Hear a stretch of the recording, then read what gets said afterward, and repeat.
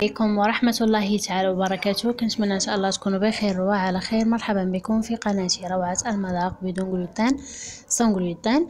اليوم فيديو جديد هو اللي كنت وعدتكم به. كنت وجدت هذا الطبق هذا من خبز ساندويش والبطبوط والباغيت، وكنت احتفظت بهم في المجمد، وقلت لكم غادي يتمر واحد الاسبوع او بعض الايام ساصور لكم كيفاش كنسخنو كيكون ناجح وكيكون رطب مثل ما بحال يلا طيبته كيجي رطب ورائع.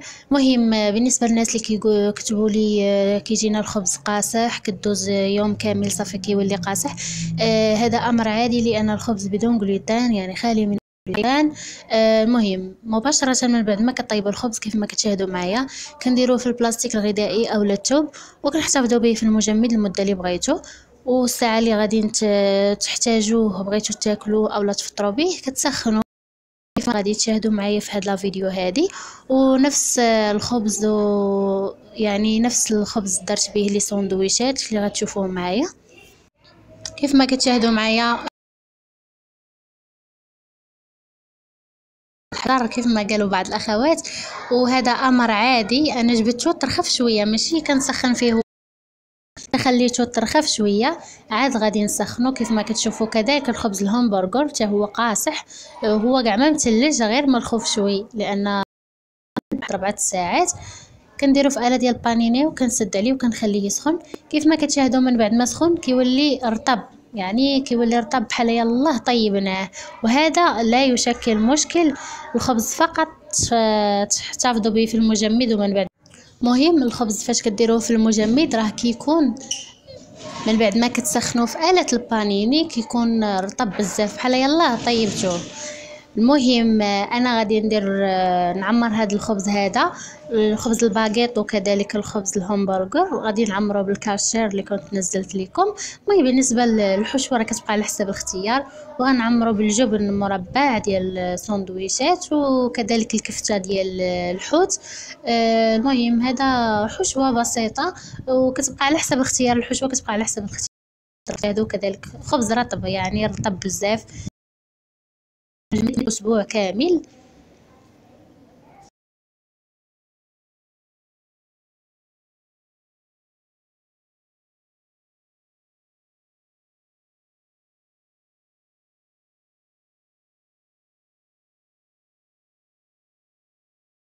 وكذلك غادي نعمر البطبوط اللي كنت حضرت معكم كذلك بالمايس، يعني بالذره البيضاء فقط. هذاك الدقيق اللي نزلت لكم راه هو غير ذره بيضاء فقط.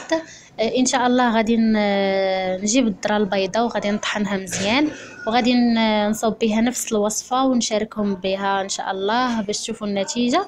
والناس اللي ما تحصلوش على هذاك الدقيق نفسه ان شاء الله غادي نحضروا لكم على شكل ميكس، ويعني هذاك الدقيق راه فقط غير ذره بيضاء.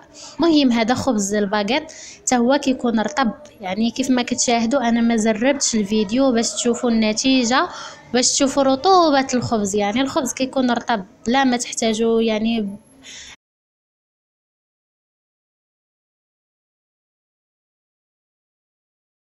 مباشره كديروا في بانيني كيولي رطب. والخبز كيف ما كطيبوه كتخليوه كيبرد كديروه في المجمد. المهم آلة البانيني حاولوا تكون عندكم آلة خاصة بكم يكون أفضل وأحسن. وهذا كذلك غادي ندير ليه الحشوة.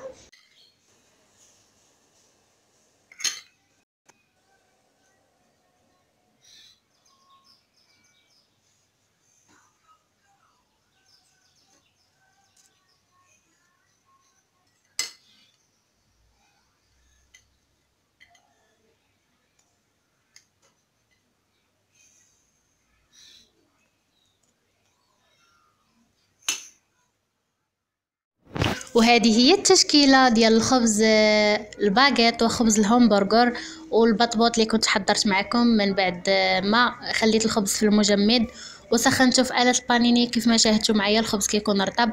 كتديروا لي الحشوه على حسب الاختيارات ديالكم، كتقدموا الاطفال ديالكم. بالنسبه لهاد الحشوه هذه اللي درت بالنسبه للبطبوط، درت الكاشير والفلفله والبصله. الحشوه كتبقى على حسب الاختيارات. كنتمنى ان شاء الله الفيديو هذا تستافدوا منه. ما تنساوش اللايك للفيديو. كذلك الا كنتوا اول مره كتزوروا القناه ديالي ما تنساوش الاشتراك وتفعيل زر الجرس ليصلكم كل جديد. ما تنساوش مشاركه الفيديو مع الاصدقاء ديالكم، وكذلك تخليوا لي تعاليقكم الرائعه اللي كتحفزني وكتشجعني للمزيد من الوصفات. واخا ما كنجاوبكمش بسرعه، ولكن ان شاء الله ساجيبكم على كل الاسئله.